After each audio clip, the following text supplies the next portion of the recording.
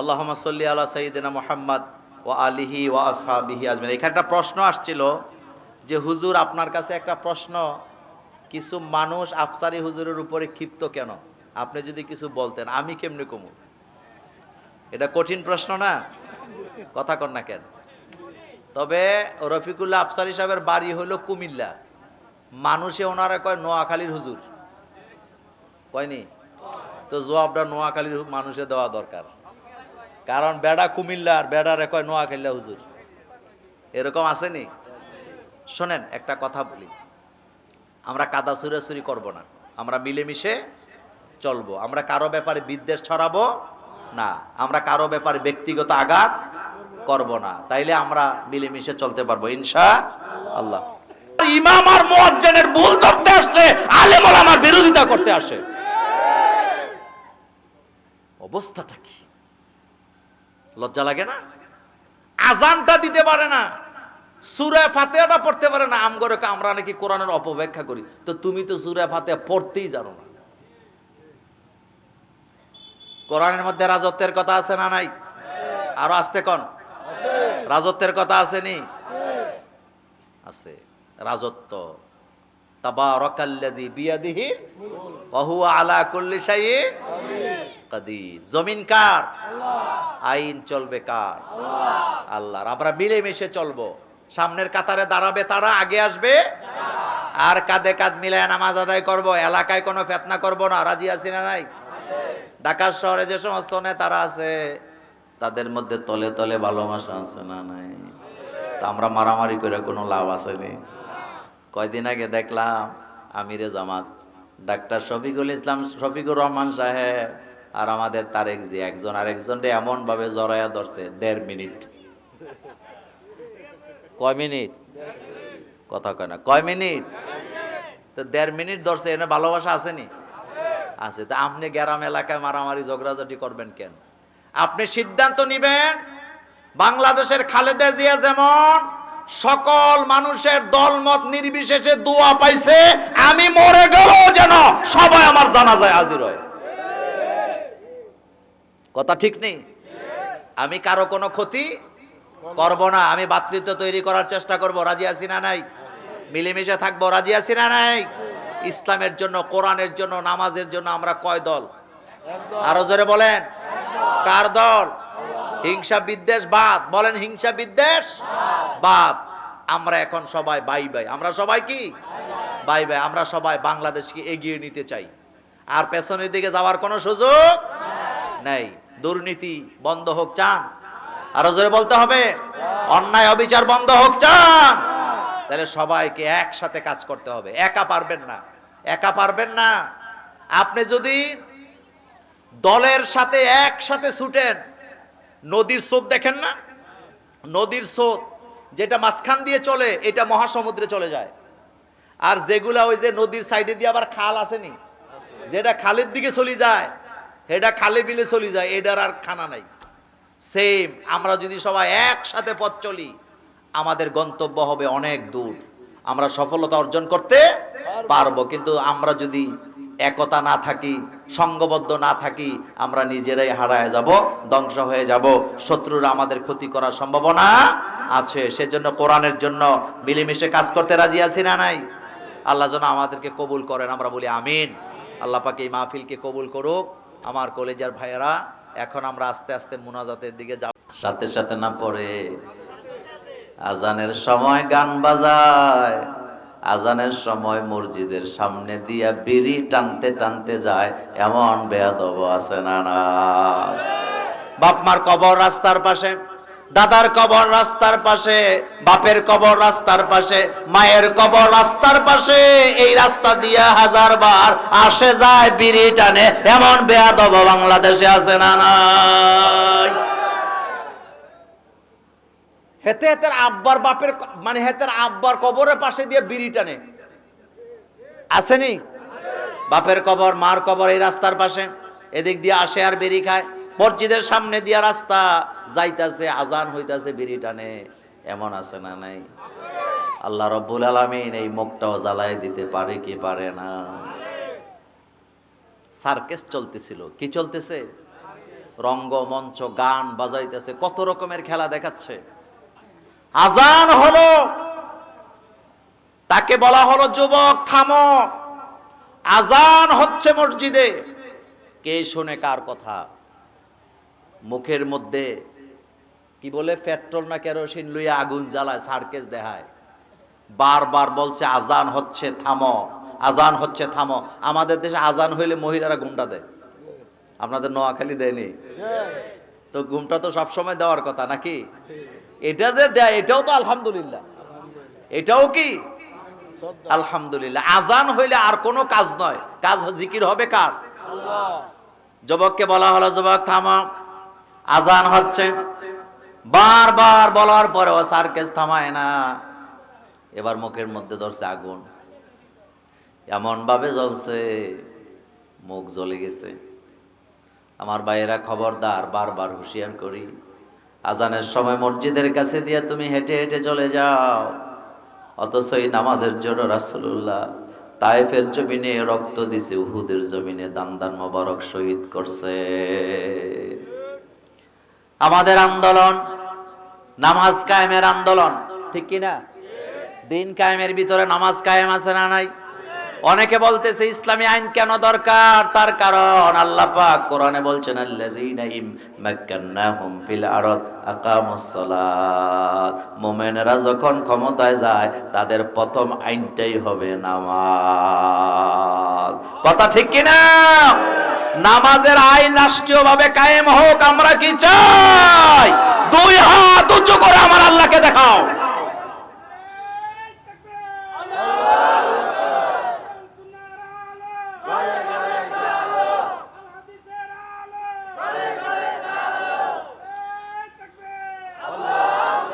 স্লোগানটা ভালো লাগছে, কোরআন সুন্নাহর আলো, এটাই সঠিক। শুধু আল কোরআন হবে না, বলেন কি হবে? কোরআন সুন্নাহর আলো। কোরআনের মধ্যে নামাজের কথা আছে, কিন্তু কয় রাকাত কখন পড়বেন এটার মধ্যে সুন্নাহর কাছে যাওয়া লাগে, ঠিক কিনা? কোরআনে বলা হয়েছে রোজা রাখো, কিন্তু বাকি হুকুমগুলো সুন্নাহর মধ্যে আছে না নাই? কোরআনও লাগবে, সুন্নাহও লাগবে। বলেন কোরআনও লাগবে, সুন্নাহও লাগবে। আল্লাহ যেন আমাদেরকে কবুল করেন, আমরা বলি আমিন। আমার ভাইয়েরা, আমাদেরকে প্যাকেট করে ফেলছে আমাদের মাহফিল কমিটি, এজন্য একটু গরম লাগতেছে আপনাদের কাছে, আমি বুঝতেছি। তারপর আমি আমার সরাসরি আলোচনায় চলে যেতে চাই। দেখেন, কোরআনুল কারীম এমন এক কিতাব, আপনারা আশ্চর্য হবেন, সারা পৃথিবীটা কোরআন আস্তে আস্তে দখল করতেছে। সুবহানাল্লাহ কোন? সারা পৃথিবীটা কে দখল করতেছে? কোরআন। আমি আপনাকে 3টা উদাহরণ দেই। সৌদি আরবের একজন নারী, বয়স তার 50 বছর। কয় বছর? 50। যখন তার বয়স 50 হয়েছে, সে সিদ্ধান্ত নিছে সে হাফেজে কোরআন হবে। কয় বছর বয়সে? 50 বছর বয়সে। আমাদের বাংলাদেশের নারীরা মা হওয়ার যোগ্যতা হারায়, কিন্তু আশ্চর্য হবেন, 50 বছরের নারী আল্লাহর কাছে দোয়া করতেছে, আল্লাহ বয়স তো 50 হয়ে গেছে, এই কোরআন মুখস্থ না করে তুমি আমারে মৃত্যু দিও না। আমি তোমার হাবিবের কাছে শুনেছি জান্নাতে যাওয়ার পরে যে যত পড়বে তার মর্যাদা তত উপরে হবে। 50 বছরের নারী কোরআন মুখস্থ করা শুরু করে দিছে। করতে করতে করতে করতে 20 বছর। জোরে বলেন কয় বছর? তো 20 বছর পরে তার বয়স হয়েছে কত? পত্রিকায় আসছে যেদিন তার বয়স 70 পূর্ণ হয়েছে সেদিনই সে হাফেজে কোরআন হয়েছে। আর আমার বাংলাদেশের যুবকেরা 30 দিনেও কোরআন মুখস্থ করে, আসেনি? কথা কর না কেন? আমাদের মুফতি কাজী ইব্রাহিম 36 দিনে কোরআন মুখস্থ করছে। বাইজাইয়া আলহামদুলিল্লাহ কইন আর কি, মানে আপনাদের কষ্ট হইতেছে মনে হইতেছে, আপনাদের হিংসা হইতেছে মনে হয় যে কাজী ইব্রাহিম সাহেব 36 দিনে কোরআন মুখস্থ করলো কেন? আল্লাহু আকবার বলেন। কয়দিন? 36 দিন। কুমিল্লার ইবনে তাইমিয়া স্কুল এন্ড কলেজে হেফজ শাখা আছে। কুমিল্লার ইবনে তাইমিয়া স্কুলের হেফজ শাখায় মাত্র ৪৯ দিনে একটা ছেলে হাফেজে কোরআন হয়েছে। বাংলাদেশে ৬ বছরের বাচ্চা কোরআনের হাফেজ আছে না নাই? কোরআনকে মুখস্থ করার জন্য ক্ষমতা দিছে কে?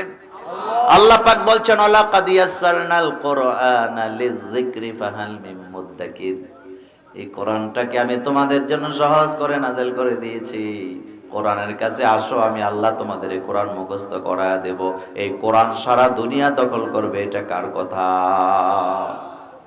আমেরিকায় একজন বিচারপতি শপথ গ্রহণ করবেন। তা আমেরিকার আইন হলো যারা শপথ গ্রহণ করে তারা বাইবেলে হাত দিয়ে করে। আসসালামু আলাইকুম, কি অবস্থা? ভালো আছেন? নেই আলহামদুলিল্লাহ। আসেন আসেন, তো আসেন আসেন বসেন। আমেরিকার আইন হলো তাদের দেশে যখন কোনো পার্লামেন্ট মেম্বার, বিচারপতি অথবা প্রশাসনিক কোনো দায়িত্বশীল শপথ গ্রহণ করে, তাহলে কিসের মধ্যে হাত দেয়? বাইবেলে হাত দেয়। এখন যে বিচারপতি আসছে শপথ নেওয়ার জন্য, তার সামনে যখন বাইবেল আনা হলো, সে আপত্তি জানায় বললেন, আমি তো জাতে মুসলমান, আমার কাছে শ্রেষ্ঠ কিতাব কোনটা? আরো জোরে বলতে হবে। সে ডাইরেক্ট জানায় দিছে, আমি কিন্তু বাইবেলে হাত দিয়ে শপথ গ্রহণ করব না, কারণ আমার কাছে সবচেয়ে দামি কিতাব কোরআন।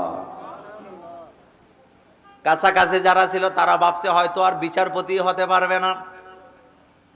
প্রশাসনের লোকদের মধ্যে কানাঘুষা শুরু হয়ে গেল, কিন্তু তার রেজাল্ট দেখে তারা সিদ্ধান্ত নিলেন, এত ভালো মানের মেধাবী একটা মানুষকে বিচার বিভাগ থেকে ছাঁটাই করা যায় না, তাকে বাদ দিলে আমাদের বিচার বিভাগের ক্ষতি হবে, সুতরাং বাইবেলে হাত দেওয়া লাগবে না, তার জন্য কোরআনকে উন্মুক্ত করে দাও।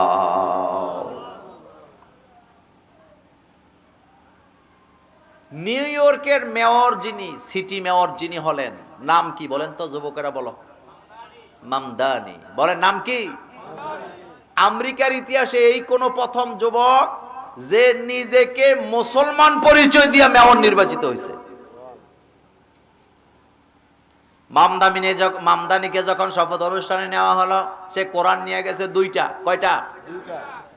তাকে জিজ্ঞেস করা হলো দুইটা কোরআন কেন? সে বললেন একটা হলো রাসূলুল্লাহর যুগের পান্ডুলিপি, আর একটা হলো বর্তমান যুগের পান্ডুলিপি। দুইটা আনছেন কেন?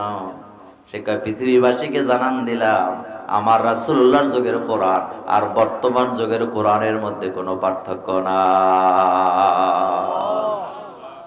রাসূলের কাছে যেই কোরআনটা নাজিল হয়েছিল, আজও সেই কোরআনটা হুবহুব আছে নাকি নাই? আছে।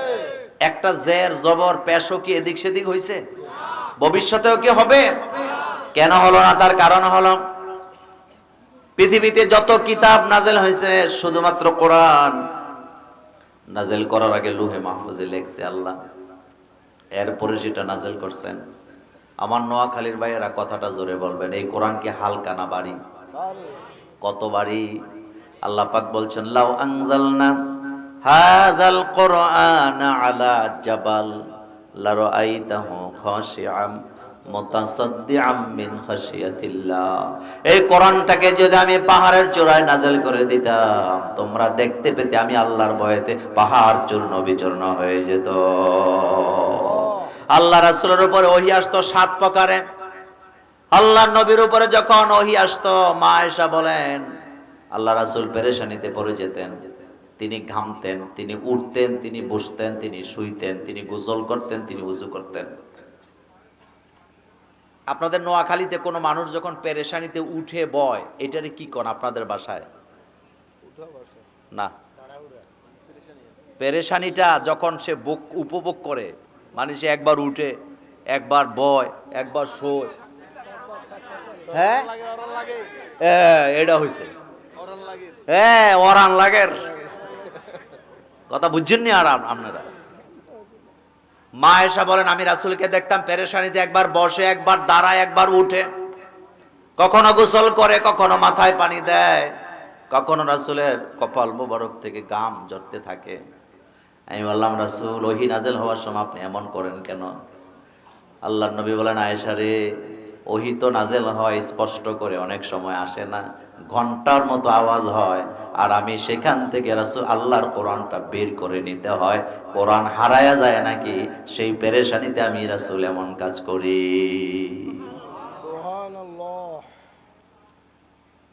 আল্লাহ রাসূল ওটের পিঠে বসা থাকলে যখন কোরআন নাযিল হতো, ওট থরথর করে কাঁপতো। মা আয়েশা বলেন, রাসূলের উপরে যখন কোরআন নাযিল হতো, রাসূল এমন ভাবে ঘামতেন, আমার কাছে মনে হতো যেন কোন মানুষ তার বোঝা বহন করে মাত্র এসেছে। এই কোরআনকে আল্লাহ পাক নাযিল করলেন ভারী করে, কিন্তু মুখস্থ করার জন্য এমন সহজ করে দিলেন। পৃথিবীতে কবিতা মুখস্থ করে হুবহু লাইন টু লাইন বলা যায় না, কিন্তু 30 পারা কোরআনকে হুবহু বলতে পারে কোটি কোটি মানুষ আছে না না। বর্তমান পৃথিবীতে কোরআনের হাফেজের সংখ্যা 6.5 কোটি। কয় কোটি? 6.5। আমাদের বাংলাদেশে এমন কোন গ্রাম পাবেন না যেখানে হাফেজে কোরআন নাই। আলহামদুলিল্লাহ কর। আমাদের কলিজার ভিতরে কোরআন আছে না নাই? আবার এই মাঠে যারা বসে আছে, একজন মানুষ আপনি পাবেন না যারা কোরআনকে ভালোবাসে না। জানুয়ারির 7 তারিখে আমার কুমিল্লা জামিয়া দারুল হুদা কমপ্লেক্সের মাহফিল ছিল। আমি মাহফিলে যাই, দেখি হিন্দুরা ভলেন্টিয়ারের গেঞ্জি পরে দাঁড়ায় রয়েছে। কারা? কথা কয় না। কারা? হিন্দুরা। কি দায়িত্ব পালন করতেছে? ভলেন্টিয়ারের দায়িত্ব পালন করতেছে। জিজ্ঞেস করলাম, এখানে কি? কয় হুজুর কোরআন পাহারা দিতে আইছি। 54 বছর হয়েছে দেশ স্বাধীন হয়েছে, কোনদিন তো হিন্দু বৌদ্ধ খ্রিস্টানেরা কোরআনের আইন চায় নাই, কিন্তু বর্তমান বাংলাদেশের পরিবেশ এমন, তারাও আল্লাহর কোরআনের আইন চায়। যে বিশ্ববিদ্যালয়ে হয়তো কনসার্ট, এখন হয় কোরআনের মাহফিল। কথা সত্য নেই? আপনারা খুশি না বেজার? আরো জোরে বলেন। জগন্নাথ বিশ্ববিদ্যালয়ে নারায়ে তাকবীরের এক আওয়াজ সারা পৃথিবীকে কম্পন ধরায় দিয়েছে। তুমি মুছে তেল দাও, তুমি বুঝো না এই আওয়াজটা কে নাযিল করছেন? আল্লাহ পাক বলছেন, তুমি তোমার রবের নামে কি দাও? তাকবীর। আজানের মধ্যে তাকবীর আছে না নাই? আজান দিলে আপনাদের এলাকার কুকুরগুলা ঘুমায় না ডাকে? দৌড়াদৌড়ি করেনি? কম করে না বেশি করে? কেন করে? কারণ যখন আজান হয় তখন এলাকার শয়তান দৌড়াইতে থাকে। এটা আমি বলি নাই, রাসূলুল্লাহ বলছেন। লজ্জা পাওয়ার কোনো কারণ নাই, এটা বিশ্রী কথাও না। আল্লাহর নবী বলেছেন, যখন এলাকায় আজান হয় শয়তান দৌড়ায় আর হাওয়া ছাড়ে। বুঝছেননি কথা? এটা হাদিসের কথা শোনাইছি আপনাদের, রাসূলুল্লাহর কথা। যেখানে আজান হয় সেখানে শয়তান থাকতে পারে না, তবে মানুষ শয়তানগুলা চাষতলে বয়ে বয়ে বিড়ি টানে আর গল্প করে, নামাজে যায় না। কারণ এডি কি শয়তান? আরো জোরে কর না। এডিরে দেখা যায় জড় বস্তু, এর লাগে এডি বাগে না, কিন্তু অরিজিনাল শয়তান পালিয়ে যায়। এই জন্য কোরআনের আওয়াজ আছে যেখানে শয়তান থাকে না। এই জন্য কোরআন যখন পড়া হয় আউযুবিল্লাহ পড়ার জন্য আমাদেরকে বলছে কে? পৃথিবীর কোন কিতাব পড়ার সময় আউযুবিল্লাহ বলার দরকার হয় না, কিন্তু কোরআন পড়ার সময় আউযুবিল্লাহ আছে না না। আবার দেখেন, একটা মজার কথা বলি, কোরআনুল কারীমে কি মিল করে আল্লাহ নাযিল করলেন। আপনাদের নোয়াখালীতে যখন কেউ ভাত খাইতে থাকে আর আপনি যদি তাকে দিতে থাকেন, যখন লোকটা আর নিতে চায় না তখন সে কি বলে? আর দিয়ে না বুঝি কয়, কয় বস। কি কয়? বস মানে কি? আপনাদের নোয়াখালীতে কিন্তু অনেক আরবি ভাষা ইংরেজি ভাষা আছে, মাশাআল্লাহ। শোনেন, এই নোয়াখালীর আলেমরাই বাংলাদেশে কোরআন শিখাইছে মানুষকে। এখন আলহামদুলিল্লাহ কয় না, কত বক্তব্য। আপনারা কি বেজার হয়েছেন নাকি? বিভাগ ছাননি এই আওয়াজ দিয়ে আলহামদুলিল্লাহ, বিভাগ দিয়ে এই আওয়াজ হইব নিমিয়া আওয়াজ দিয়া ঢাকা শহরের সচিবালয় না কাঁপাইতে পারলে বিভাগের বউ পাওয়া যাবে। আওয়াজ জোরে না আসতে? আচ্ছা একটা তাকবীর দেন তো একজনে, দেই নোয়াখালীর আওয়াজ কত দূর আছে?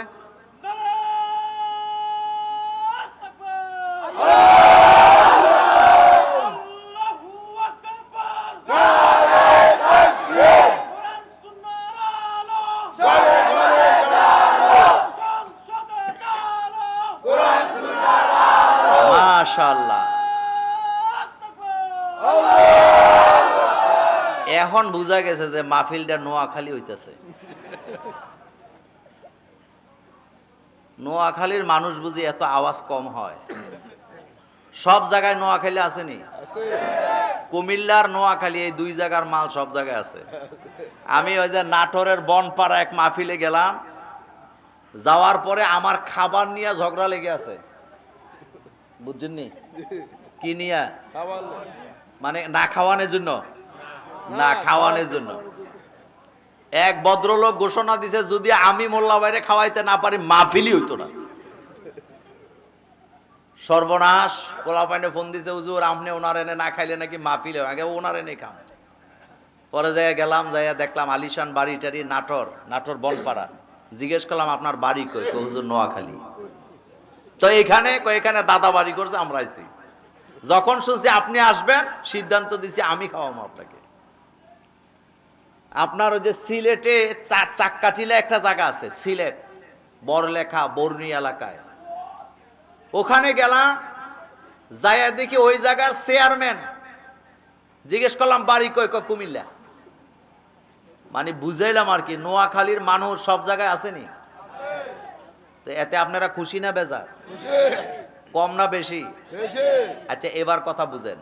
তাহলে ভাত খাইতেছে আমি, আপনি আমাকে দিচ্ছেন, আমার যখন আর লাগে না তখন আমি কি বলি? বাস, মানে যথেষ্ট, আর লাগবে না। আমার কলেজের বেরবার খেয়াল করেন, আল্লাহ পাক বলছেন আলিয়াউমা আকমালতু লাকুম দীনাকুম ওয়া আতমামতু আলাইকুম নি'মাতি ওয়া রাদিতু লাকুমুল ইসলাম দীনা। আল্লাহ পাক বলেন আমি তোমাদের জন্য শরীয়তকে পরিপূর্ণ করে দিয়েছি কোরআনের মাধ্যমে। কোরআনের প্রথম অক্ষর হলো বা, সর্বশেষ অক্ষর হলো সিন। দুইটারে একসাথে বসায় দিলে বাস। জোরে বলেন কি? বাস। তার মানে আর দরকার নাই, আমাদের জন্য কোরআনই যথেষ্ট। জোরে কোন আলহামদুলিল্লাহ। আমাদের জন্য কোরআন যথেষ্ট। তো আসেন সেই কোরআন থেকে আমি কয়েকটা পয়েন্ট আপনাদের সাথে আলোচনা করব। এটা হলো মেরাজের মাস। বলেন কিসের মাস? কয়েকদিন পরে আসবে রমজানের রোজা। কিসের রোজা? আল্লাহ রাব্বুল আলামিন মেরাজে নিয়ে রাসূল সাল্লাল্লাহু আলাইহি ওয়াসাল্লামকে জিজ্ঞেস করলেন, হাবিব আপনি আমার জন্য কি এনেছেন? রাসূল বলেন আমার উম্মতের পক্ষ থেকে আপনার জন্য তিনটা জিনিস আনছি। জোরে বলেন কয়টা? তিনটা। এদিকে তাকান। এক নম্বরে ইবাদতে কাউলি, দুই নম্বরে ইবাদতে ফি'লি, তিন নাম্বার ইবাদতে মালি। কয়টা জিনিস? তিনটা। ইবাদতে কাউল হলো আল্লাহ আমার উম্মত মুখ দ্বারা যে ইবাদত করে আপনার জন্য আমি আল্লাহ নিয়ে আসছি, আল্লাহ আপনি গ্রহণ করেন, কবুল করেন। আমরা জিকির আজকার করি মুখ দিয়ে, এটা হলো ইবাদতে কাউলি।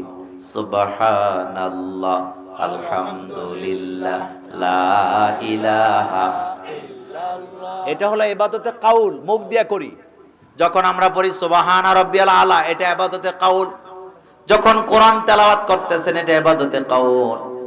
যখন কালিমা পড়তেছেন, ইবাদতে কাউল। এটা হলো কাউলি, মুখ দিয়ে ইবাদত করা। দুই নম্বরে নবীজি বলেন ইবাদতে ফি'লি।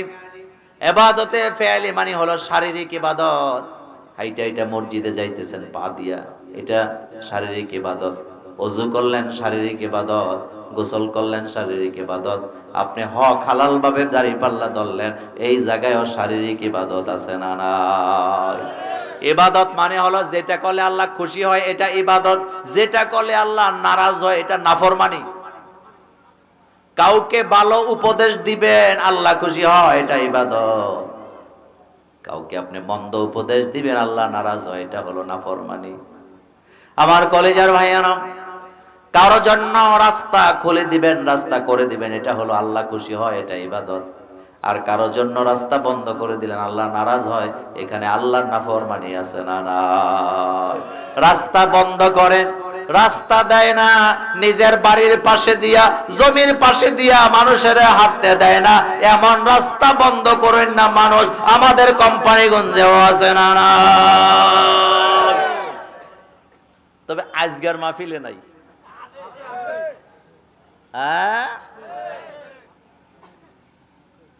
আল্লাহর নবী বুখারীতে বলেছেন, যারা মানুষের জন্য রাস্তা খুলে তাদের জন্য আল্লাহ জান্নাতের রাস্তা খুলে দেয়, আর যারা মানুষের জন্য রাস্তা বন্ধ করে আল্লাহ তাদের জন্য জান্নাতের রাস্তা বন্ধ করে দেয়। রাস্তা পরিষ্কার রাখা এটা ইমানের অঙ্গ। কিসের অঙ্গ? রাস্তার মধ্যে একটা ইট পড়ে আছে, দায়িত্ব কি? কাটা পড়ে আছে, দায়িত্ব কি? সরাই দেওয়া। কাটা দেওয়া না, কাটা সরানো। তো যেই মুসলমানকে রাসূল হুকুম দিলেন রাস্তায় কাটা পড়লে সরাও, সেই মুসলমানদের মধ্যে কিছু আছে হজ কইরা আইছে কয়দিন আগে, এরপরও বড়ই গাছের ডালা কাইটা বেল গাছের ডালা দিয়া রাস্তা বন্ধ করে বাঁশ পাইতা রাখে, এরকমের উম্মত রাসূলের আছে। আপনাদের এলাকায় নাই? তো রাস্তা নিয়ে কবরে যাবেন নি আপনি?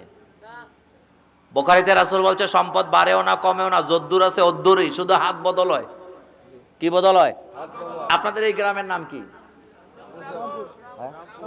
রামপুরের গ্রামে আজ থেকে 50 বছর আগে যাদের কাছে অনেক বেশি জমি ছিল এখন আর আসেনি। কথা আসতে কোন কেন আসেনি? এক সময় এমনও লোক ছিল 50 কানি জমির মালিক ছিল, এখন 50% নাই। এরপরে হাতে দোকানে বয়ে বয়ে গপ মারে, আমার দাদা জমিদারি আছিল। তো তোর দাদা জমিদারি ছিল, তোর কি আছে হেডে না কবি বেড়া? এরকম আছে না? আরো কত রকমের মানুষ। ওয়াজ হইতেছে প্যান্ডেলে, লোকজন দূর দূরান্ত থেকে আসছে, ওয়াজ শুনতেছে, উপভোগ করতেছে, আল্লাহর জিকির করতেছে, কালিমা পড়তেছে, কথা শুনতেছে, আর হেতে দোকানে বয়ে বইয়া গপ মারে, কই এডিনি ওয়াজ? তো তুই আর ওয়াজ করবি না, তোরা না করছে কেটা বেটা? ওয়াজ কি আমরা করি না, আল্লাহ করতেছে? আচ্ছা আপনারা বলেন তো, এ পর্যন্ত যতগুলা কথা এখানে হয়েছে মানুষের কল্যাণে না অকল্যাণে? রাস্তা খোলার দরকার আসেনি? রাস্তা খুলে দিবেন, রাস্তা বন্ধ করবেন, রাস্তা নিষেধ করেছেন। তো কথা বলতেছিলাম আমার কলিজার ভাইয়েরা, ইবাদত কয় প্রকার? 3 প্রকার, কাউলি, ফেলি, মালি। ফেলি তো বললাম, শরীর দিয়া যেটা করেন, রুকু দেন, সেজদা দেন, এটা হলো ইবাদতে ফেলি। সর্বশেষ 3 নম্বরে ইবাদতে মালি। প্যান্ডেলে তো ছোট করছেন কি লিগে? না না জায়গা নাই না, কই আমারে কয় এবার নাকি মানুষ হয় না মাহফিলে। একটু জিকির করে, একটু সামনের দিকে আগান, জিকির করেন, সুবহানাল্লাহ, আলহামদুলিল্লাহ, লা ইলাহা, সুবহানাল্লাহ, আলহামদুলিল্লাহ, লা ইলাহা, সুবহানাল্লাহ, আলহামদুলিল্লাহ, লা ইলাহা, লা ইলাহা ইল্লাল্লাহ, মুহাম্মাদুর রাসূলুল্লাহ সাল্লাল্লাহু আলাইহি ওয়াসাল্লাম। এরপরে নবীজি বলেন, আল্লাহ আপনার জন্য আমার উম্মতের পক্ষ থেকে ইবাদতে মালি নিয়ে আসলাম। ইবাদতে মালি হলো আপনি যে দান করেন, সাদাকা করেন, মসজিদ বানান, কবরস্থান বানান, ঈদগাহ বানান, মাদ্রাসা বানান, অথবা গরিবের ঘর বানায় দেন, অথবা গরিবের মেয়ে বিয়ে দেন, এই জায়গায় ইবাদতে মাল আছে না? না। 3টে জিনিস দিয়ে ইবাদত হয়। আমার দিকে তাকান, কয়টা? 1 নম্বরে মুখ দিয়া। এই মুখ দিয়া মিথ্যা কথাও বলা যায়, গীবত করা যায়, আবার এই মুখ দিয়ে আল্লাহর ইবাদত করা যায়। চায়ের স্টলে বয়ে বয়ে সারাদিন গীবত করে এমন মুসলমানের সন্তান এলাকায় না। আচ্ছা একটা কথার জবাব দিবেন জোরে জোরে, সেটা হলো চায়ের স্টলে যে লোকেরা বসে আড্ডা দেয়, ওখানে কি আল্লাহর জিকির করে? কোরআন শরীফ তেলাওয়াত করে? তালিম দেয়? নামাজের কথা বলে? আচ্ছা এবার কোন তো কি করে? আরো জোরে কর না। হ্যাঁ, গীবত করে আর সুখ টান দেয়। কি টান দেয়? বিড়ি সিগারেট নোয়াখালী নাই, এই বাজারেও আছে। বাংলাদেশের হুজুররাও ভালো, এত ভালো, বিড়ি সিগারেটের দোকান উদ্বোধন করতে যে মুনাজাতে, আল্লাহ ব্যবসায় বরকত দাও। মানে হুজুরের কি অবস্থা দেখেন। আচ্ছা বলেন তো, বিড়ি সিগারেটের দোকানের মধ্যে বরকত দেওয়া আল্লাহ ঠেকা লাগছে? তো হুজুর যে দোয়া করতেছে, বাংলাদেশে কত রকমের দোয়া যে আছে। মসজিদের মধ্যে এক মুরব্বী আয়েশা বলতেছে, হুজুর নাতিনের লেগে একটু দোয়া করেন। তো আপনার নাতিনের কি সমস্যা? কয় নাতিনে আগামী দিন নাচের কম্পিটিশনে অংশগ্রহণ করব।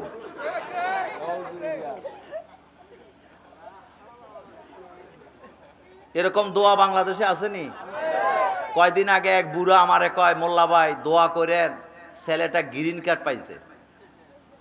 তা আমি বললাম, আপনার ছেলে গ্রিন কার্ড পাইছে, এত খুশি হওয়ার কি দরকার আছে? আপনি কোন দেশে আছে ছেলে? তো একটা নাম বলছে, আমি কবে কথা ক্যামেরায় রেকর্ড হয় বললাম না। তো আমি হাসি দিয়ে বললাম, আচ্ছা আপনার ছেলে যে গ্রিন কার্ড পাইছে, বিয়া করা লাগছে নি? কয় না, বিয়া করে নাই, বিয়ার কাগজপত্র দেওয়া লাগছে। তো বিয়ার কাগজপত্র যার সাথে দেখাইছে ওকে, ও হলো খ্রিস্টান মাইয়া। কি মাইয়া? জাপানের 4 বছরের বাচ্চা 32 ধর্ম সাইডা দিয়া মুসলমান হয়, আর বাংলাদেশের যুবকেরা একটা গ্রিন কার্ডের জন্য খ্রিস্টান আর ইহুদি মায়ারে বিয়া কইরা গ্রিন কার্ড পাইয়া মসজিদে দোয়া পড়ায়, এমন মুসলমানও আছে না? না, গ্রিন কার্ড নেওয়ার মধ্যে দোষের কিছু না, কিন্তু যে মিথ্যা বিয়ে, বিয়ে ব্যাপারটাই বুঝে নাই। শোনেন, বিয়ে আর তালাক সেনসিটিভ জিনিস। বিয়ে আপনি যদি দুষ্টামি করে করেন, বিয়ে হয়ে যাবে যদি সাক্ষী থাকে।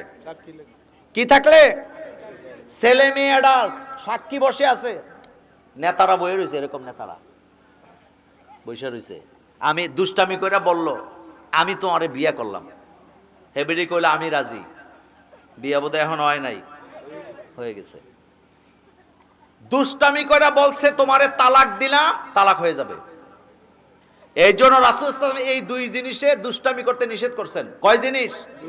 একটা হলো বিয়ে, আর একটা হলো তালাক। কিন্তু বাংলাদেশে যারা নায়িকা, কয়বার যে বিয়া করছে আল্লাহ ছাড়া কেউ জানে না। এক নায়িকারে জিজ্ঞাসে, তুমি জীবনে বউ সাজ্য কয়বার? কয় 150 বার হবে। কয়বার? এগুলা শরীয়ত নিয়ে ফাইজলামি খামখেয়ালি চলে না। এই 2 জায়গায় দুষ্টামি করা যাবে না, নিষেধ করেছেন মুহাম্মদ সাল্লাল্লাহু আলাইহি ওয়াসাল্লাম। এই জন্য এগুলাতে দুষ্টামি নেই। শরীয়ত এটা কে পাঠাইছে? আল্লাহ পাঠাইছেন। এখানে কারো কোনো হাত নাই। শরীয়তের মধ্যে কি কেন প্রশ্ন করারও কোনো সুযোগ। তো কথা বলছিলাম, এই যে জবান দিয়া জিকির করবো কার? নাকি শাসটালে বইয়া গিবত? রামপুরের গ্রামে আইছে, ঢাকা থেকে এক গাড়ি নিয়ে মেয়ে দেখতে আইছে, জিজ্ঞেস করছে দোকানের সামনে, অমকের বাড়িটা কোন দিকে? বাড়ির ঠিকানা দেওয়ার আগে জিজ্ঞেস করে, কি লে আইছেন? কয় ওনার একটা মেয়ে আছে, আমরা ঢাকা থেকে আসছি, দেখতে আইছি, বাড়িটা চিনি না, চিনায়া দাও। ও ওই মায়ের ইনি দেখতে আইছেন, সবাই তো চিনে, মায়া খালি সারাদিন রাস্তায় রাস্তায় ঘুরে। আচ্ছা যান, ওই সামনে যাইয়া ডান দিকের বাড়ি। বিয়ে আছে না বাংছে? তো তোরে জিগাইছে বাড়ির ঠিকানা, তুই কস মাইয়া রাস্তায় রাস্তায় ঘুরে। এটা দরকার ছিল? এই অভ্যাসটি আসেনি? আসেনি? এটা বোধহয় গীবত হয় নাই। মা আয়েশা বসা রাসূলের পাশে, একজন রাসূলকে জিজ্ঞেস করলেন, নাই টেরা বানাইছে কে? আর আমাদের বাংলাদেশের টেরারে কয় 1.5 ব্যাটারি। বলেনি? এ ধরনের ফাইজলামি কথাবার্তা কখনো বলবেন না। মানুষের অঙ্গ পতঙ্গ নিয়ে কোনো কথা বলা যাবে না, কারণ যার চেহারা, যার অঙ্গ যেমন হওয়া দরকার আল্লাহ তেমন করে বানাইছে কে? আপনি অনেক সুন্দর, অনেক শক্তিশালী, কিন্তু অ্যাক্সিডেন্ট করে একটা পা চলে যেতে পারে কি পারে না? একটা চোখ যাইতে পারে কি পারে না? আপনাদের নোয়াখালীর এক লোক আমাদের কুমিল্লায় পুলিশে চাকরি করত, এদিকে কোথাও বাড়ি, উনি রাস্তার পাশে দাঁড়ায় আছে, ভালো মানুষ। একটা রিক্সা যাচ্ছে, কি যাচ্ছে? রিক্সার চাক্কার নিচে একটা পাথরের টুকরা পড়ে, এটা উড়ে এসে ওনার চোখে পড়ে চোখটা বাতিল হয়ে গেল। দান পয়রা মানুষের চোখ নষ্ট হয়, হয় কি না? এই জন্য এই যে অঙ্গ পতঙ্গ নিয়ে দুষ্টামি করবেন না, জিকির করবেন কার? প্রশংসা করবেন কার? আমাদেরকে সুন্দর করে বানাইছেন কে? এই জন্য সবসময় জবানে জিকির চলবে কার? এটা হলো ইবাদতে কাউল, মুখ দিয়ে ইবাদত। 2 নম্বরে ইবাদতে ফেলি, কাজ কর্মে ইবাদত। রাস্তা ঠিক করে দিবেন, কবরস্থান পরিষ্কার করে দিবেন, মসজিদ বানায় দিবেন, এটা হলো শারীরিক ইবাদত। 3 নম্বরে হচ্ছে ইবাদতে মালি, আপনার যে আল্লাহ সম্পদ দিয়েছে মাঝে মধ্যে খরচ করবেন কার জন্য? রাসূলুল্লাহ যে কি কি জ্ঞানের কথা বলেছেন। আল্লাহ রাসূল বলছেন যেটা তুমি খাও এটা তোমার, যেটা তুমি পরিধান করো এটা তোমার, যেটা তুমি দান করো এটাও তোমার, কিন্তু যেটা তুমি রেখে যাও এটার মালিক তুমি কখনো হতে পারবে না। বাপ মরার পরে সম্পদ নিয়ে ছেলেদের মধ্যে ঝগড়া আসেনি? আমার মুরব্বী বাবারা, আপনার কপালে একটা চুমা দিয়ে একটা কথা বলে যাই, আপনি পৃথিবীতে যত বেশি সম্পদ রেখে যাবেন আপনি নিশ্চিত থাকেন আপনার ছেলে মেয়ের মধ্যে তত বেশি গন্ডগোল হবে। এমন বাপ তিনি কোনো সম্পদই রেখে যায় নাই, সম্পদ নিয়ে তার ছেলে মেয়ের মধ্যে কোনো গঞ্জাম হবে না। কথা সত্য নেই? কারণ সম্পদ মানুষের লুবি বানায়। বলেন কি বানায়? লুবি বানায়। বাই হইয়া বাইয়ের জমি জামা দখল করে রাখছে, এরকমের বাই আমাদের কোম্পানিগঞ্জে নাই। কথা জোরে বলেন, আসেনি? বাইরে দোকানের ভাগ দেয় না, বাড়ির ভাগ দেয় না, বিল্ডিং এর ভাগ দেয় না, পারে না যেন বাইটাকে বঙ্গোপসাগরে বাসায় দেয়। এমন বেয়াদব আসেনি? আছে। আমার কলিজার ভাইয়েরা, আমার কলিজার ভাইয়েরা, বাইকে ঠকাইছেন আপনি জান্নাতে চলে যাবেন এত সোজা? বাইকে ঠকাইছেন, বাই যতক্ষণ পর্যন্ত আপনাকে ক্ষমা না করবে ততক্ষণ পর্যন্ত জান্নাত পাওয়ার কোনো সম্ভাবনা নাই। বোনের সম্পদ দেন নাই, বঞ্চিত করছেন, হাসরের মাঠে বোন আপনাকে ক্ষমা করবে না যতক্ষণ আল্লাহর আদালত থেকে আপনি মুক্তি পাবেন না ততক্ষণ। আমার কলেজের ভাইরা, মেরাজের কথা বলছিলাম। বিশ্ব নবীকে আল্লাহ মেরাজে নিয়া তার উম্মতের জন্য 14টা দফা দিলেন। জোরে বলেন কয়টা? 1 নম্বরে দিলেন লা তাজাল মা আল্লাহি ইলাহান আখার ফাতাকুদা মাজমুমাম মাখজুলা। আল্লাহ ছাড়া কাউকে ইলাহ হিসাবে গ্রহণ করা যাবে না। আমাদের ইলাকে কয়জন? আর জোরে বলেন কয়জন?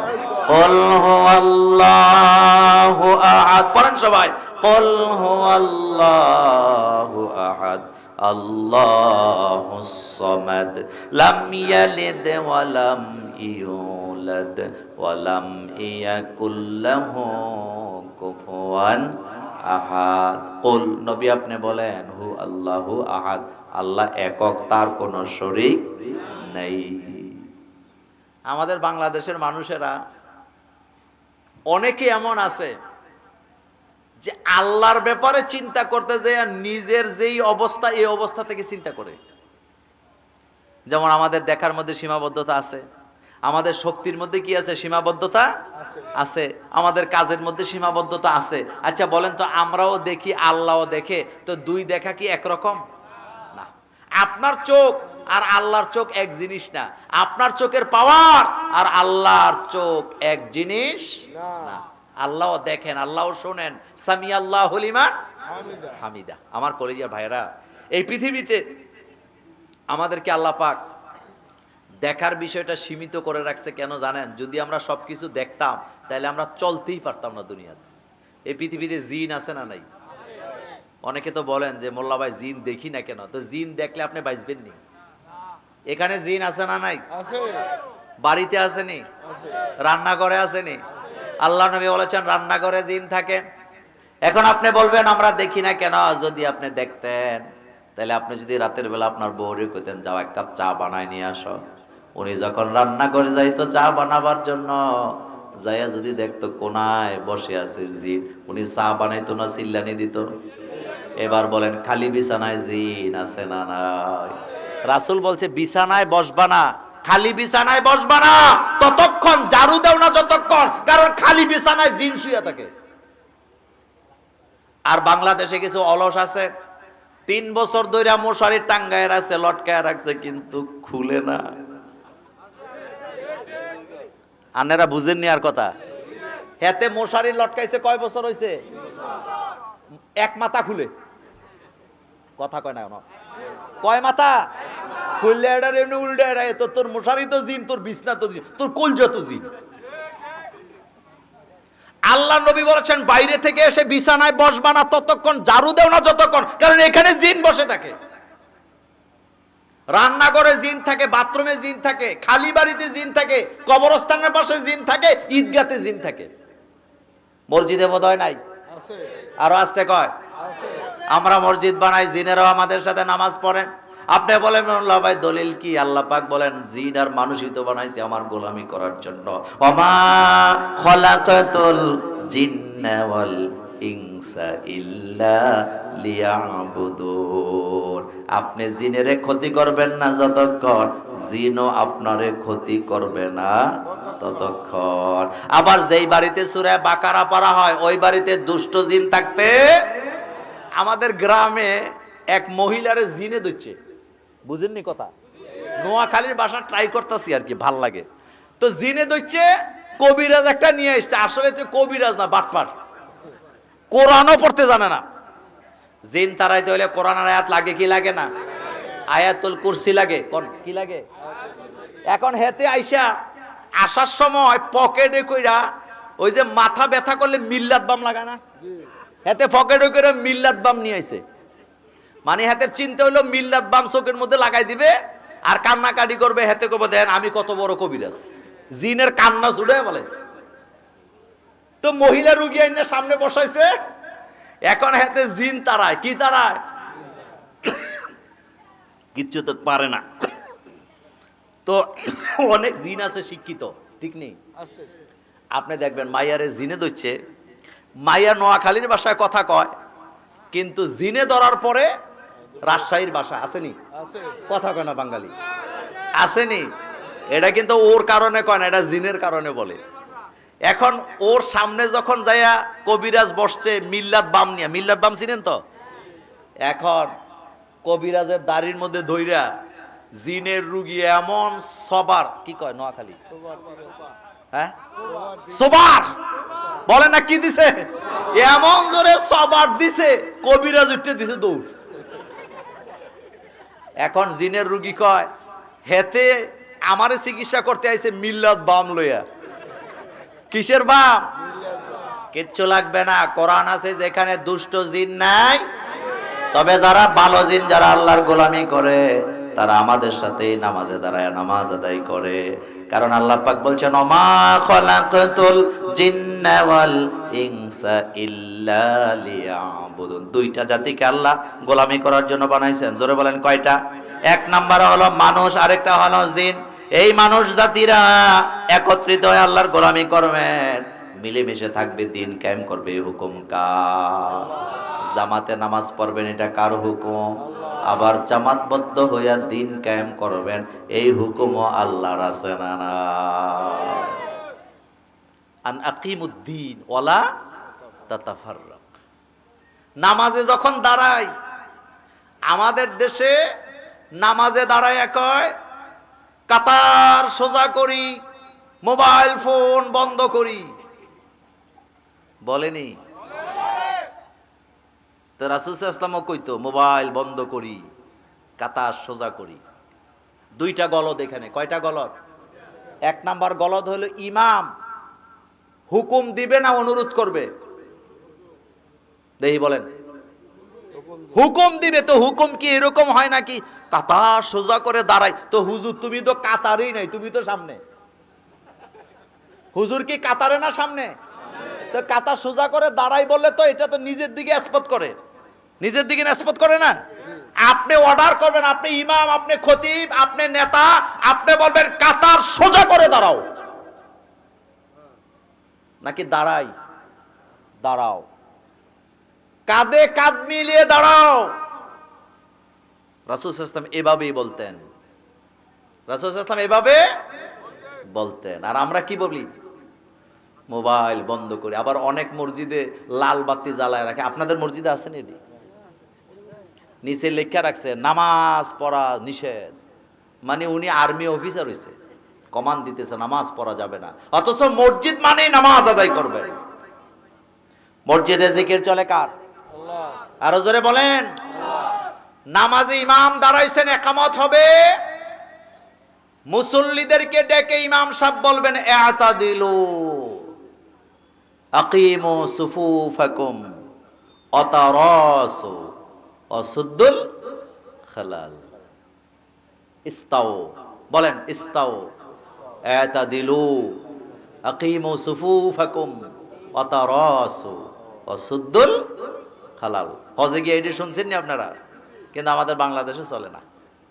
মক্কা মদিনায় যখন যায় জুমার খুতবার মধ্যে দোয়া হয়, মুসল্লিরা আমিন আমিন বলে চিল্লায় চিল্লায়, কিন্তু নোয়াখালীতে ইমাম সাহেব খুতবা পড়ে মুসল্লিরা শ্বাসও ফালায় না, বরং ম্যাক্সিমাম ঘুমায়, এমনও আছে না?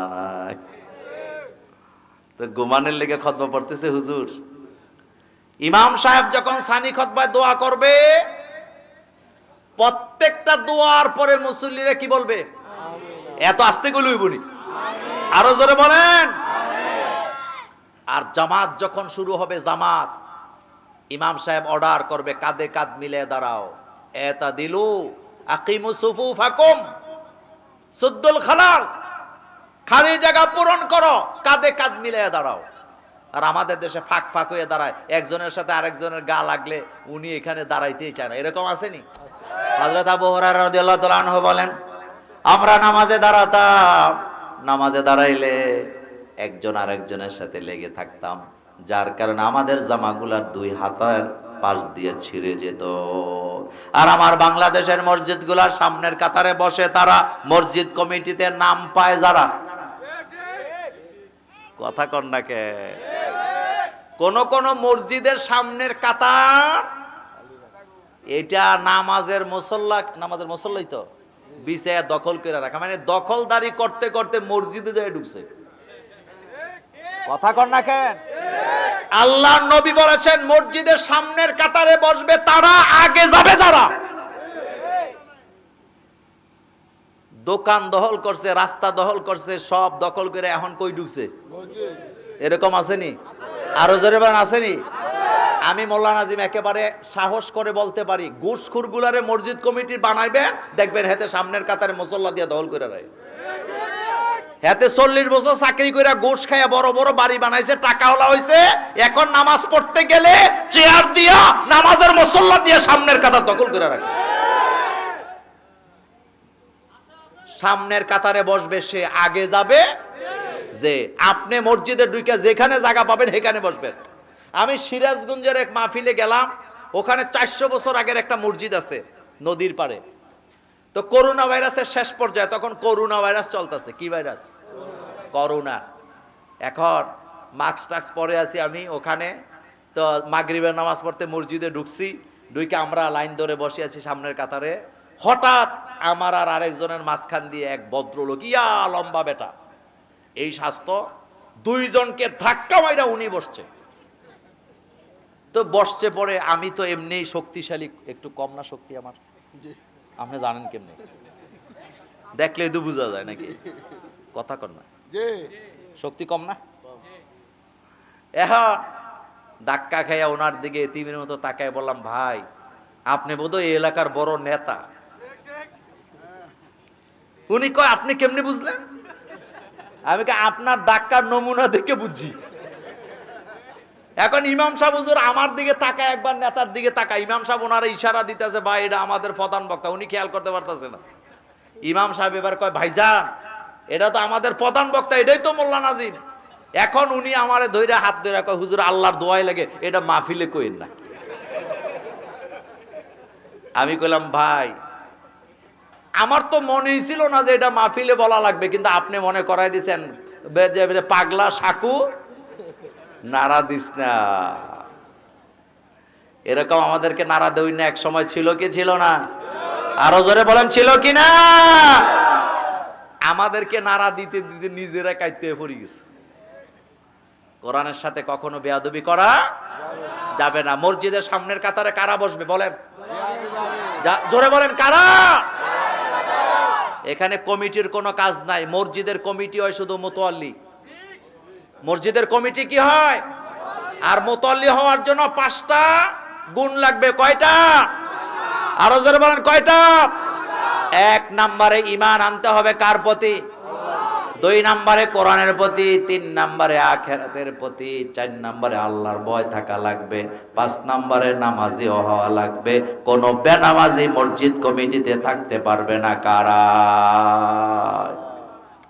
এতে আসরের পরে মসজিদের উন্নয়ন বিষয়ক মিটিং, আসরের নামাজটাও পড়ে নাই কিন্তু মসজিদ কমিটির সদস্য সবাই নামাজ পড়তেছে, হেতে রাস্তায় দ্বারা বিড়ি খাইতেছে। নামাজ শেষ, হেতে মিটিং বসে, এবার হেতে আইছে সবার পরে, নামাজ পড়ে নাই। এমন অবস্থা, কেউ ভয়ে কিছু বলেও না। এখন এই রেজুলেশনের মধ্যে একটা ছিল ইমাম সাহেবের বেতন বাড়াইতে হবে। যারা নামাজ পড়লো তারা সবাই কয় হ্যাঁ জিনিসপত্রের দাম বেশি, বেতন বাড়াও। আর বিড়ি খাই না, যেতে নামাজ না পড়া মিটিং আইছে, হ্যাঁ তো কয় হুজুররা মানুষের বাইত খায়, এত টাকা দিয়ে করবো কি? এরকম বেয়াদ বাংলাদেশে আসেনি? তো তোরে মসজিদ কমিটিতে আইতে কইছে কেন? তুই ইমামতি কর। গত রমজানের ঈদে আমি আমার বাসা হলো 12 তলায়, তো বারান্দার মধ্যে জোহরের নামাজ পড়বো, অজু করে আমি বারান্দায় গেছি গামছা দিয়ে হাত মুখ মুছার জন্য। এমন সময় পাশের মসজিদে আজান শোনা যায়। রমজানের ঈদের পরে ইমাম মুয়াজ্জিনরা কই যায়? কথা কয় না। এরপরে আজান আর নামাজ কারা পড়ায়? এলাকার লোকেরা। আপনাদের নোয়াখালীতে এটা সমস্যা নাই। তো কুমিল্লা বাগিচাগাঁও এক মসজিদে আজান হইতেছে, হাইয়া আলা সলা কইছে 5 বার। কথা কয় না। কয়বার?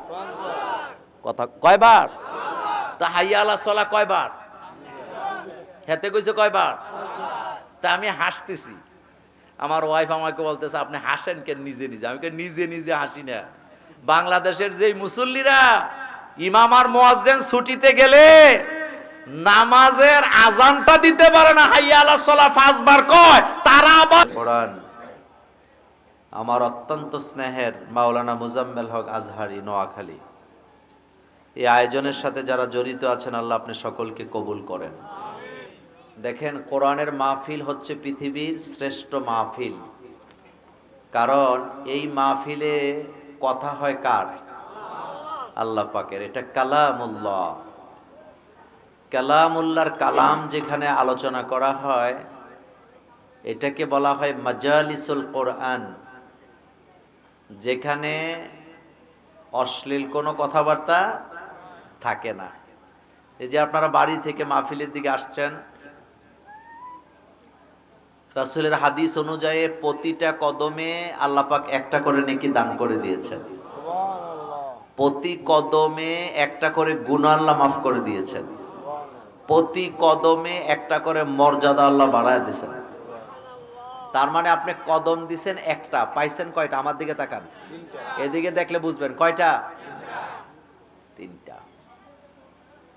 আল্লাহর জিকিরের জন্য যারা ঘর থেকে বের হয়, আল্লাহ পাক তাদেরকে প্রতি কদমে 3টা জিনিস দেয়। 1 নম্বরে একটা গুনাহ মাফ করে দেয়, 1 নম্বরে একটা সওয়াব দেয়, 1 নম্বরে একটা মর্যাদা বাড়ায়। তাইলে একে একে একে কয়টা হয়েছে? 3টা। তার মানে যে যত দূর থেকে আসছেন সে তত বেশি নেক পাবেন। সেজন্যে রাসূল সাল্লাল্লাহু আলাইহি ওয়াসাল্লাম বলেছেন, যখন তোমরা কোরআন শুনতে বসো, যারা মুমিন তাদের হৃদয়ের ঈমান কোরআন শুনলে বাড়ে, আর যারা কাফের তাদের হৃদয়ের মধ্যে যন্ত্রণা বাড়ে। এ কথা কার? আরো জোরে বলেন। আল্লাহ পাক। ওয়াইযা তুলিয়াত আলাইহিম আয়াতুহু যাদাতহুম ঈমানা।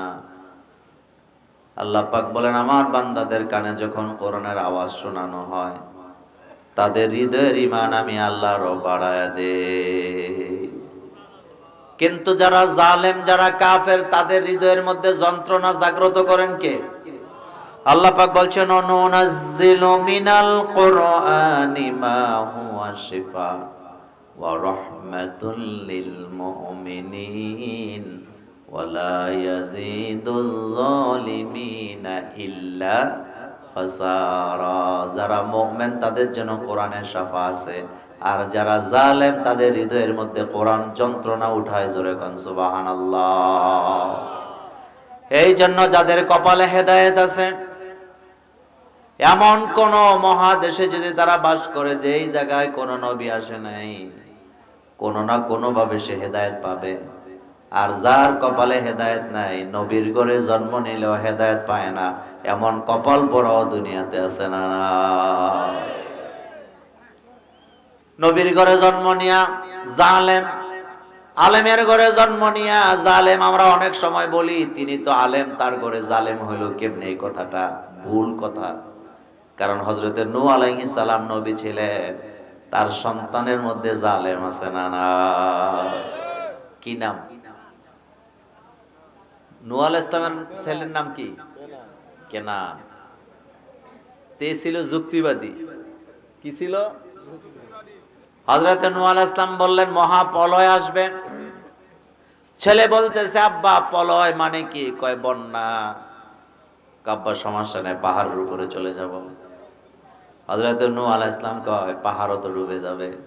ছেলেকে আব্বা বড় বড় গাছ আছে, গাছের উপরে উঠবো। যখন মহাপ্রলয় শুরু হলো, এইবার হযরতে নূহ আলাইহিস সালাম ছেলের জন্য তো মায়া কান্না হয়। পৃথিবীতে সব বাপেরাই তো ছেলেরে ভালোবাসে। নিজের চোখের সামনে ছেলে, স্ত্রী ডুবে মারা যাচ্ছে। হযরতে নূহ আলাইহিস সালাম ছেলেকে বারবার ডাকতেছে, তুমি ওঠো, আল্লাহর প্রতি ঈমান আনো, আমি তোমাকে আমার কিস্তিতে উঠায় নেব। ছেলে আসতে চায় না, বাবা ডাকতেছে, বাপ তো নবী। এবার আল্লাহ রাব্বুল আলামিন ডাইরেক্ট জানায় দিলেন, এটা হতে পারে আপনার সন্তান, কিন্তু এটা আপনার আহালের লোক না। তার মানে বোঝা গেল, বাপ যদি মুমিন হয়, ছেলে যদি আল্লাহদ্রোহী হয়, ছেলে যদি জালেম হয়, কাফের হয়, ওই ছেলে তার বাবার আহাল দাবি করার যোগ্যতা হারায়। ছেলে যদি নবী হয়, বাপ কাফের হতেই পারে। বাপ যদি নবী হয়, ছেলে কাফের হতে পারে। বাবা যদি মোল্লা হয়, ছেলে বেনামাজি হতে পারে। আপনাদের মোল্লা বাড়িতেও বেনামাজি আছে না নাই? কথা কন না কেন? আরো বেশি আছে। আসেনি? ছোটবেলা নামাজ একেবারে যখন ছোট ছিলাম, তো নামাজ তো মাঝে মধ্যে ফাঁকি দিতাম, কথা সত্য নেই? কিন্তু আমি তো মোল্লা বাড়ির পোলা, আব্বা কই তো মোল্লা বাড়ির পোলা, নামাজ বাদ যাবে কেন? মানে মোল্লা বাড়ির পোলারা নামাজ বাদ দিতে পারবে না, এটা একটা কথা। মুন্সি বাড়ি, মোল্লা বাড়ি, হাজি বাড়ি, এই কথাগুলো আসেনি? আছে। নামাজ বাদ যাবে কেন? কিন্তু আমার কলেজের বাইরে খেয়াল করেন, হযরত ইব্রাহিম আলাইহিস সালাম তিনি নবী ছিলেন, কিন্তু তার আব্বা আম্মা কাফের মুশরিক। জাহান্নাম কপালে আছে না নাই? আবার হযরত নূহ আলাইহিস সালাম নবী ছিলেন, ছেলে কাফের, জাহান্নাম কপালে আছে না নাই? তার মানে বোঝা গেল, বাবা ছেলের পরিচয় দিয়া, ছেলে বাবার পরিচয় দিয়া, স্বামী স্ত্রীর পরিচয় দিয়া, স্ত্রী স্বামীর পরিচয় দিয়া জান্নাতে যাওয়ার কোনো সুযোগ নাই। জান্নাতে যাইতে হলে ঈমান আনার দরকার আছে না নাই? একটা মজার কথা শুনে আপনাদেরকে, জাপানে 70% লোকেরা কোনো ধর্মই মানে না। কয় পার্সেন্ট? কথা জবাব দেয় না। কয় পার্সেন্ট? মানে ধর্ম যে আছে এটাই বুঝে না। আর বাকি ম্যাক্সিমাম হলো বৌদ্ধিস। কিন্তু আশ্চর্যজনক একটা ঘটনা ঘটছে ওখানে। 4 বছরের একটা বাচ্চা। কয় বছর? 4 বছর। যেই বাচ্চা কথাও ঠিক মতো বলতে পারার কথা না। এটা কোন থানা? কোম্পানিগঞ্জ থানার মধ্যে তো 4 বছরের বাচ্চারা কথাও ঠিক মতো বলতে পারে না, কথা সত্য নেই? কিন্তু জাপানের মতো দেশ, যেই দেশে 70% লোকেরা ধর্মই মানে না, সেই জায়গায় কয়েকদিন আগে দেখলাম 4 বছরের একটা বাচ্চা, বাপ মা ছিল 32, সেও ছিল 32, কিন্তু এই 4 বছরের বাচ্চা 32 ধর্ম ত্যাগ করে কালিমা পড়ে মুসলমান। বয়স কত?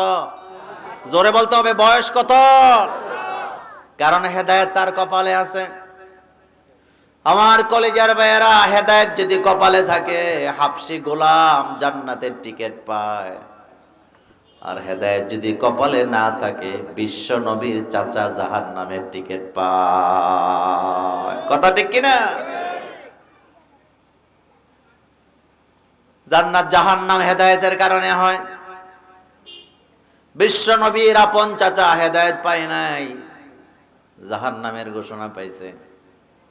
আবার হাবশী গোলাম রাসূলুল্লাহ মেরাজ থেকে এসে বলতেছে, বেলাল এমন কি আমল করো যে আমলের কারণে আমি তোমার পায়ের আওয়াজ জান্নাতে পেলাম। আমার কাছে মনে হলো যেন আমি যখন জান্নাত ভ্রমণ করতেছিলাম তুমি বেলাল আমার সামনে সামনে হাঁটতেছ। হযরতে বেলাল কেঁদে কেঁদে বললেন, ইয়া রাসূলুল্লাহ সাল্লাল্লাহু আলাইহি ওয়াসাল্লাম, আপনি জান্নাতে আমার পায়ের আওয়াজ পেয়েছেন। আমি এমন কোন আমল করি না, তবে আমি যখন ওযু করে মসজিদে যাই আমার আল্লাহর জন্য আমি 2 রাকাত নামাজ আদায় করি। কয় রাকাত? মসজিদে ঢুকে আসবে, বসবেন না নামাজ পড়বেন? কয় রাকাত? আরো জোরে বলেন, কয় রাকাত? মসজিদে ঢুকেই বৈশা কয়, ভাইসা ভালো আছেন না? আপনি এনে ভালো আছেন নি জিগানে জায়গা, আপনি এখানে ঢুকবেন সালাম দিয়া, সালাম পাবে সবাই, আর আপনি দাঁড়িয়ে যাবেন নামাজে। 2 রাকাত নামাজ যদি আল্লাহর জন্য সঠিকভাবে পড়তে পারেন, এই 2 রাকাত নামাজের কারণে আপনি জান্নাতে চলে যাবেন। আগে বসানা নামাজ। বিশ্বনবী জুমার খুতবা দিচ্ছিলেন, একজন সাহাবা ভিতরে ঢুকলেন, রাসূলুল্লাহ দেখলেন লোকটা বসে গেছে। রাসূল কয়, সাহাবা দাঁড়াও। দাঁড়াইছে। আল্লাহর নবী বললেন, তুমি কি নামাজ আদায় করেছো? কয়, না হুজুর আমি নামাজ পড়ি নাই। আল্লাহর নবী বললেন, মসজিদে যখন ঢুকবা আগে 2 রাকাত পড়বা, তারপরে বসবা। হযরতে বেলাল এই আমল করার কারণে জান্নাতে পায়ের